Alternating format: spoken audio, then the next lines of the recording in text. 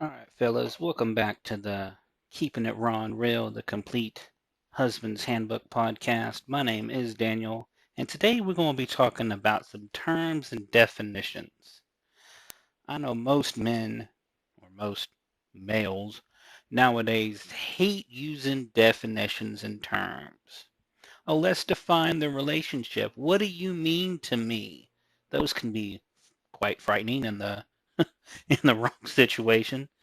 But today we're going to be talking about four, well, really three, because two of them come together. Three terms that get thrown around quite a lot, but we're never really told what they mean and the power that are behind these words.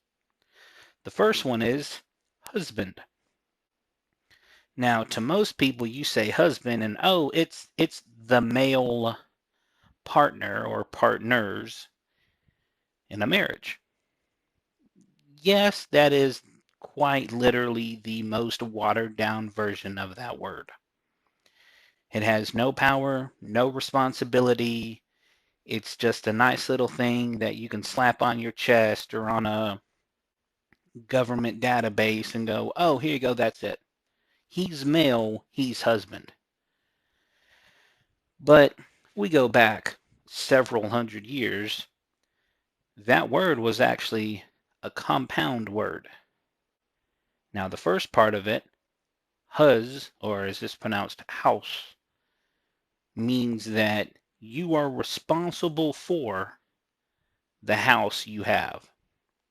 Now, since it's a Scandinavian word, and if any of you know anything about geography, most Scandinavian countries don't have a whole lot of hospitable land, especially the further north you go.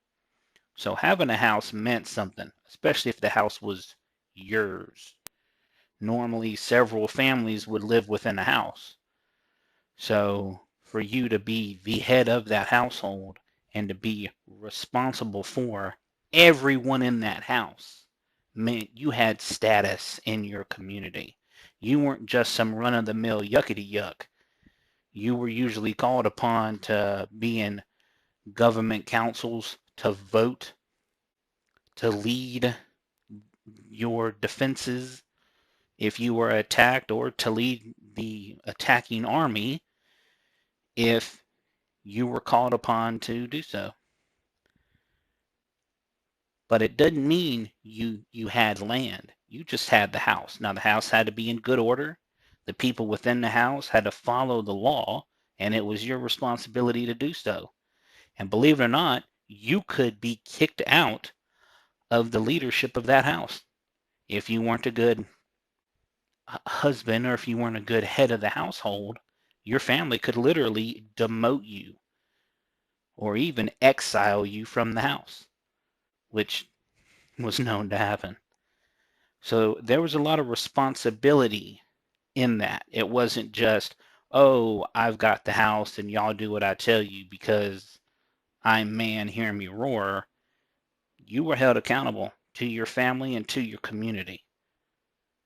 Then the last half of the word husband, band or bandi as it's pronounced, means you were a landowner. You were responsible for cultivating that land. In the archaic term, it meant to cultivate or to bring life and purpose to that land. Now, whether you were responsible as a rancher to take care of flocks, whether you were a farmer, you were growing stuff on the land, whether, let's say, you had a quarry or the trees growing there were to be used in building houses and ships, you were responsible for doing that. And you could lose that land.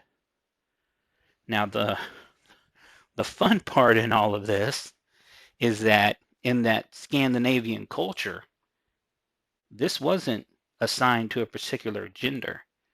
Women could be heads of households and women could own land.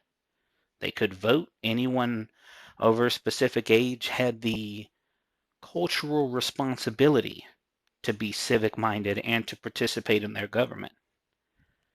So The idea that this was just men is not only far-fetched, but it's rather stupid. Now, if you go a little bit further into the, I guess you would call it the Middle Ages or the medieval era, the term husband was used to explain something that's used economically or to assure the care or responsibility of. Since I'm from Texas and I grew up around a lot of ranchers and farmers, husbandry is a big thing. Now, modernly, we would call it, veterinary services. You would go make sure the animals were okay, or conservationalist would go and make sure the land is okay. All of that is husbandry.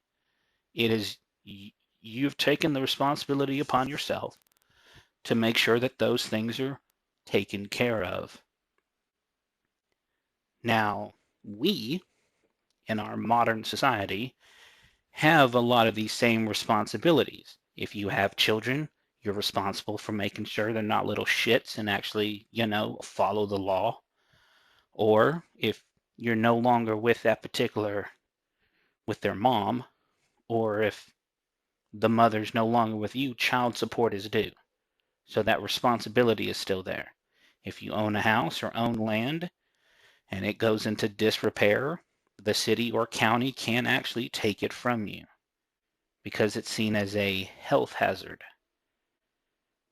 So a lot of these ancient meanings come into our modern laws. We just don't see it that way because nobody talks about this. Now, the next fun little word that's thrown around because we can't mention anything gender is spouse. Now, that's even though it's a Latin-based word, there's a male and female version of that. But again, a lot of people miss the meaning behind it. To espouse or to spouse yourself means to adopt or support the thing you're joining with. You can espouse yourself to an idea. You can espouse yourself to a religion. You can espouse yourself to a job, to family.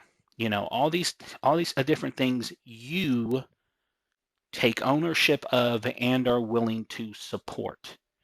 Now, if we look at that in a marriage standpoint, if you're someone's spouse, you've in a way adopted them and you're supposed to take care of them in whatever fashion works for you and your spouse, because each marriage is different. If anyone ever tells you that it's the same, slap them because they're stupid. So that's one definition of the term spouse, to support. Another one is to live according to specific beliefs. You espouse yourself to an idea, an ideal, or a religion. Now, for a lot of people throughout the world, marriage is a religious ceremony. It's bound by a deity. And it doesn't, if you go to a Christian church, a mosque, a synagogue, even going back to the Vikings, they had their marriage ceremonies. And they sought the blessings of the gods to bless the marriage and the household, to bring children into the world, all that good stuff. But what are your beliefs in your marriage? What are those specific ideals that you and your spouse form? What are your core beliefs? Generally speaking, some of them probably are common throughout the world: fidelity, support, love unconditionally, all of those things. But others mean different things to different people. So again, what makes it work for you and your spouse? Because if you don't know what that is, your marriage isn't going to work. If you don't know what binds you together, it's not going to work. Another definition of the word espouse is to adhere to or advocate for. To adhere to something is to follow, or you could use the term stick with. I guess would be a modern connotation. You're going to be their ride or die to the end, thick and thin, hell or high water. If the creek don't rise, you going. And that's really what marriage should be. That's why in some of the older vows, it's, better, worse, sicker, poorer, rich, all that good stuff. And that's really what it is. Through the best parts of it and the worst parts of it, because there will be worse parts of it, you need to understand that that's what people are looking for. That hell and high water, you and your spouse, or your wife, or your husband, you're going to be there for each other. Because let's be honest, at the end of the day, when the dust settles, no one else is. You go home to each other. Yes, family is great, but you're not married to that family. You're married to that person.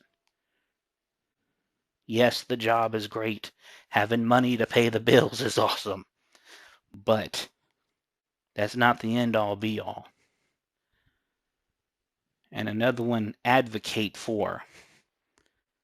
It means to stand in place of or represent. So when someone sees you, they should see you and your love for that person. Not that you wear a t-shirt with their picture on it, or necessarily smell like their perfume or cologne, but when someone sees you, they should go, that person's married. Not just by the ring, but how they act. And, back when I was single, I could tell the people who were married just by their conversation. And then I could tell the folks who were happily married by their conversations, and the ones that weren't, well, they were always in trouble. They seemed to be a day late and a dollar short. But, lawyers advocate for people. Both the prosecution and the defense advocate. We need to be advocates for our spouses. Recently, as I've said in the previous podcast, my wife's family suffered a loss. And she was in a rough time. And she's still recovering. These things don't really have an expiration date on pain and sorrow. But as her husband, as her spouse, I advocated for her. I was there when she needed a shoulder to cry on. I was there through the funeral, through the viewing, the afterwards. Currently now we're helping out my father-in-law deal with him trying to rebuild his life now that his spouse is no longer with him. 40 plus years, if you can believe that. Most people can't even go 40 minutes. But I mean, theirs is a love of the ages, as I see it. And he's an example of what it means to be a husband, at least for me. But I was there to make sure that my wife had everything she needed. And sometimes what she needed was for me just to shut up and be there. That's it. Or when she would need something, okay, whatever you need. And mean it. Don't just say, baby, whatever you need, I'm here for you. No, mean it. And the last two words are kind of part of the same definition. Betrothed and beloved both come from the root word trust, which is a Latin word, which means, of course, we all know what trust means, but betrothal or betrothed. Now it just means, oh, I'm getting married. Most people use the French words, oh, that's my fiance, which actually is the female version of fiance, which means one to be married. There's a male and a female version. Most men don't say that's my fiance. It's she's going to be my wife. But the actual words are another compound word. Be, which if any of you speak a Latin language, means to become or to personify something. If you're going to be a doctor, you're going to personify and become what a doctor is. To be someone's betrothed, you become their truth, their reason for living, the reason that they put up with all the shit at work, the reason that they can put up with all the crap from their family is because they know at the end of the day, when the dust settles, you are their truth. You're their guiding light. You're their North Star. You're what keep them from going batshit crazy. And beloved or beloved is again in Latin for being love. And I don't mean love as in, oh, hearts and flowers, Disney spotlight, sparkles. No, it's the personification of love. Most religions have a god or goddess of love. Probably the most famous is the Greek Roman god, whether you call her Aphrodite or Venus. You know, to be love, you are literally that person's definition of love. So if your spouse or your husband were to say, that's my beloved, you would be the living example of what they see love to be. No one else, you. And when you betray that trust and you portray that definition, not only are they broken, but no one's going to trust you again. Because that person literally said, I swear before the gods that whatever being we worship for love, you are that person. And there was quite a ceremony in ancient Greece for that. So think about that. Whenever someone calls you beloved, now they're just like there's different meanings of love, there's different meanings of the connotation to that. If your mom calls you beloved, or if your kids give you that title, you're the living embodiment of what parental love or parental responsibility is. But we're talking about marriage. Now, I don't know about you, but I don't like making my wife a liar, even on accident. She can be scary sometimes. and I, some of y'all are laughing, but I'm keeping this shit raw and real. My wife scares me sometimes. I'll get shot, done it before. Been in fights, done that. Couple car accidents, yep, done that too. Get my wife pissed off at me? Nope. Don't want it, don't need it, don't have to have it. Will it happen? Yes. She's human, I'm human. Do I set out to do it? God, no. So, if my wife calls me beloved and I'm the living embodiment of that god or goddess, or that personification of what she thinks love is, well, that's a hell of a tall order to follow. So these meanings in these words have power and a responsibility behind them. House, part of first part of husband means your responsibility for the home, for the house, for who lives with you. Bandi, you're a landowner, you're responsible, you cultivate whatever lives on that land, which to the Vikings didn't always mean your family, but since most of us have houses and land, you are responsible for cultivating your marriage and your children. spouse to support, adopt, to live according to a specific belief system. Which, if you don't think that your wife or husband has a specific belief system in you, pull your head out of your ass. And then, betrothed and beloved, be their trust, be their truth, and be what it means for them. What they see in you is the living embodiment of what they think love is. Love changes over time, and it adapts over time, but y'all keep these definitions at heart and really think about them, and I promise you that when you do, that your marriage will be better, or you'll find out real quick that it's not what you think it is. These are hard and fast rules, and you really need to talk to your spouse about this and live according to their beliefs in you and your beliefs in them.